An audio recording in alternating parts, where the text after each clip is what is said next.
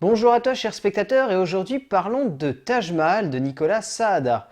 L'histoire c'est celle de Louise, une jeune femme de 18 ans qui va devoir aller habiter à Mumbai avec ses deux parents puisque le père va travailler là-bas et en fait elle va résider à l'hôtel Taj Mahal et nous sommes en novembre 2008 et en novembre 2008, le 26 et le 27 pour être précis, il y a eu une grosse attaque terroriste dans cet hôtel.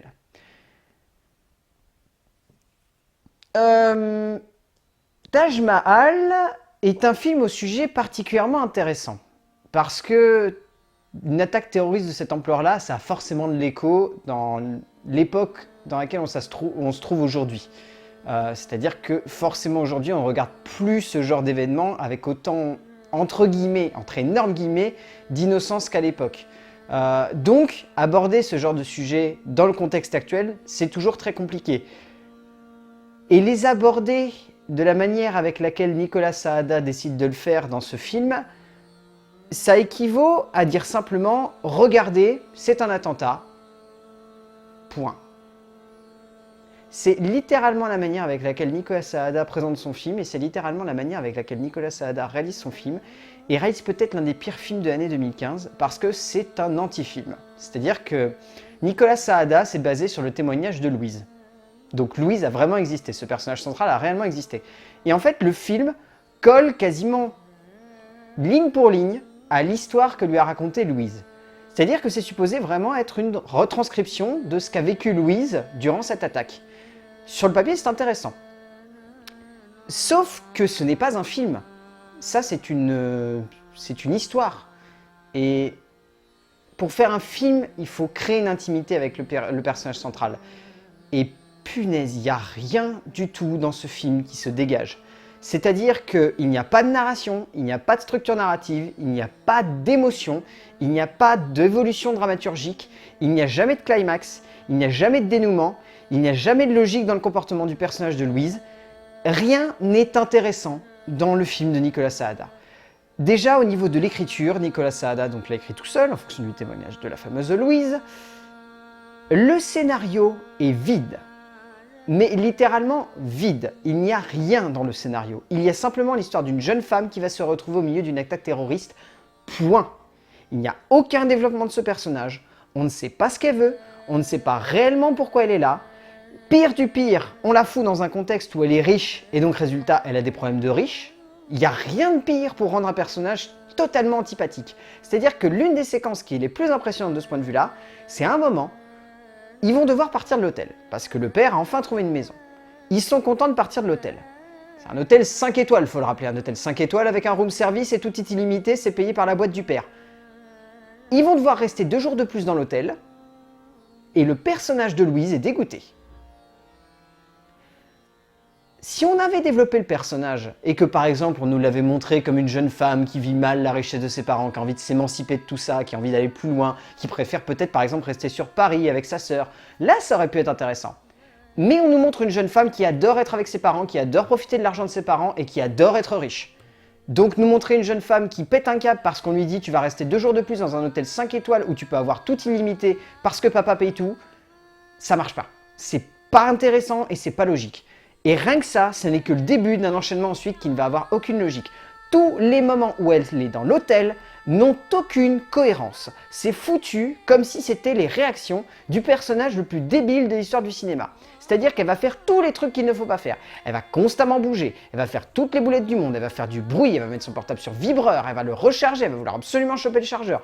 Et à un moment, il y a le feu juste à côté, il y a de la fumée qui rentre dans sa chambre, le personnage ne pense même pas à ouvrir la fenêtre pour s'aérer. Et tout le film est foutu comme ça. Vraiment, toute la narration du film est foutue comme ça. Il y a un moment, il y a un personnage qui arrive, on aurait pu se dire, ça aurait pu amener un développement. C'est le personnage de Giovanni. C'est une jeune femme qui est 2 étages en dessous d'elle. Et cette jeune femme, à un moment, elle a son mari qui est descendu par un espèce de cordage. Et il est en bas, et il est étendu par terre. Et on pense qu'il est mort pendant une grosse partie du film. On pense vraiment qu'il est mort. On se dit, il est mort, il est par terre là-bas. Et on ne sait pas pourquoi le personnage de Louise ne dit pas qu'il est mort. Une personne normale aurait avoué à cette jeune femme que la personne en bas était morte parce qu'on la voit écrasée, elle semble plus respirer, elle est morte. Mais elle ne le fait pas. Parce que ça veut nous faire croire que ce personnage a un regard exceptionnel et qu'elle est capable de voir qu'une personne respire à 5 mètres de haut, et donc elle est capable de voir que ça ne respire pas. Enfin, c'est qu'une idée sur un ensemble qui est complètement illogique au niveau de la narration et de la structure narrative. La mise en scène en soi, on ne peut pas lui refaire de reproches. Là par contre, c'est un vrai point qui est intéressant, parce que sur le papier, la mise en scène est assez immersive. Elle est très mal servie par le scénario, mais la mise en scène est assez immersive pour faire en sorte qu'il y a quelques plans qui sont assez palpitants. Mais punaise, qu'est-ce que c'est long. La mise en scène ne donne aucun rythme au long métrage. On a la sensation que tout s'étire sur une narration qui est linéaire, qui est stérile, et donc résultat, même la mise en scène n'arrive pas à porter du rythme. Et donc nous, en tant que spectateurs, on se retrouve devant un film et on trouve l'ensemble mou, quoi. On n'arrive pas à avoir du dynamisme, de la nouveauté. Ça pose vraiment problème, on a la sensation de voir un film qui est sans saveur. Alors qu'on sent que Nicolas Saada a tout de même envie d'apporter quelque chose, on va dire, au niveau de l'esthétique, au niveau de la manière dont les personnages sont abordés, au niveau du rythme, au niveau de certains instants qui sont plutôt bien mis en scène. On sent qu'il y a ça, mais le scénario est tellement plat, la narration est tellement molle que résultat, la mise en scène, elle n'arrive à rien renouveler. Et pire du pire, il y a vraiment des moments où on a la sensation que le film ne raconte rien. Et ça, quand un film en arrive à ce point-là, ça veut dire qu'il y a un vrai problème. Et mention spéciale aux dernières 20 minutes de film, qui sont ultra rallonges, qui ne servent à rien, qui n'appuient rien du personnage, et qui au contraire nous font plus nous poser des questions sur ses vraies motivations et sur ce qu'elle recherche, parce que littéralement, la morale du film, si on suit ce que le long-métrage nous pose, c'est que la jeune femme s'est servie des attentats pour appeler un mec pour coucher avec lui, et qu'en plus, ça ne l'a aidé en rien du tout psychologiquement.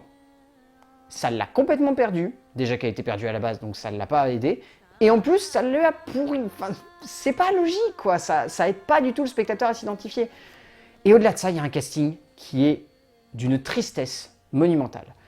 Stacey Martin, la révélation de nymphomaniaque, l'une des jeunes femmes qui semblait avoir le plus de talent, qui avait joué dans La Dame dans l'auto avec des lunettes et un fusil de Johann Sfar cet été, qui était impressionnante, est ici ridicule du début à la fin. Aucune émotion ne se dégage dans son interprétation, elle n'arrive pas du tout à donner de corps à son personnage, elle n'arrive pas du tout à donner de l'empathie pour le spectateur, elle est presque détestable quoi, ce personnage, il est vraiment détestable. Et au-delà de ça, elle est entourée par des acteurs qui en font des caisses, enfin, Louis Do de Lonkezeg, donc l'acteur qui campe son père, il joue mal. Mais il joue vraiment mal. Il y a un moment où il est supposé dire à sa fille « Ma chérie, reste enfermée, il y a des grenades ». Il lui dit littéralement comme ça « Ma chérie, reste enfermée, il y a des grenades ». Il n'y a aucune émotion, il n'y a pas de peur, il n'y a pas de crainte que sa fille pourrait se faire toucher par une grenade. Que dalle, c'est juste « Regarde, il y a des grenades, donc rentre, ce serait mieux, hein, pourquoi pas ». Au-delà de ça, qui est-ce qu'on a? On a Gina McKee, donc qui campe la mère, qui est tellement en retrait, qui est tellement molle. Ça n'a aucun intéressant. Mention spéciale tout de même à la séquence où elle essaie de lui chanter une berceuse pour la rassurer, où elle lui dit, où le personnage de Louise lui dit littéralement « Maman va te faire foutre, t'es débile avec tes berceuses ». Et Alba Ronwacker, qui campe le personnage de Giovanna, qui est plutôt bien, elle, mais dans un sens son personnage est très secondaire, mais elle est plutôt bien. Donc voilà, Taj Mahal, c'est clairement l'un des pires films qu'on ait vu cette année. C'est un film qui est mou, c'est un film qui est lent, c'est un film qui ne raconte rien, c'est un film qui est fade, vraiment très très fade. Qui n'a aucun dynamisme, qui n'a aucune énergie, et devant lequel on s'ennuie, mais vraiment de manière totale.